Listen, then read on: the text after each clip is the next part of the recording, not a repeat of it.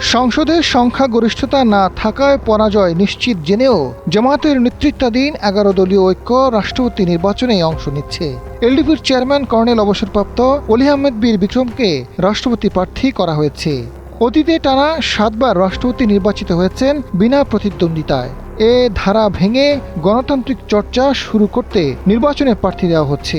জয় পরাজয় গণতান্ত্রিক প্রক্রিয়ায় অংশগ্রহণে নির্বাচনে প্রার্থী দেওয়া তাদের কাছে গুরুত্বপূর্ণ, একই সঙ্গে নতুন এক বার্তা দিচ্ছে তারা।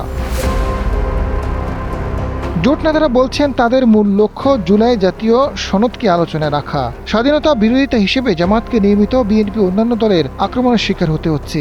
১১ দল এবং জামাত নেতারা বলছেন এই আক্রমণ ঠেকাতে মুক্তিযোদ্ধা এবং কওমি ঘরানার আলমদের বিশেষ ছাড় দিয়ে পাশে রাখা হয়েছে। স্বাধীনতা ঘোষণায় অলি আহমেদের ভূমিকা রয়েছে। বিএনপির প্রতিষ্ঠাতা সাবেক রাষ্ট্রপতি জিয়াউর রহমানের সহচর ছিলেন তিনি। বিএনপি জিয়াউর রহমানের ভাবমূর্তিকে রাজনীতিতে যতটা কাজে লাগানোর চেষ্টা করবে, এর কিছুটা হলেও অলি আহমেদের মাধ্যমে জামাত নিজেদের দিকে আনতে পারবে।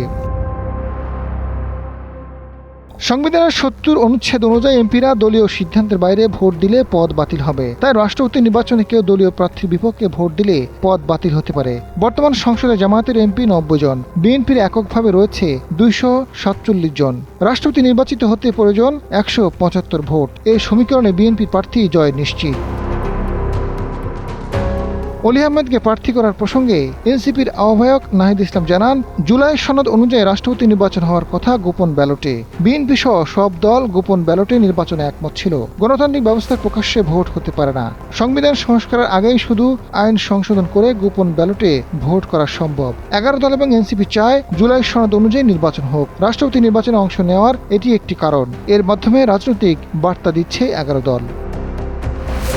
আজাদ ফারুক, সময়ের আলো।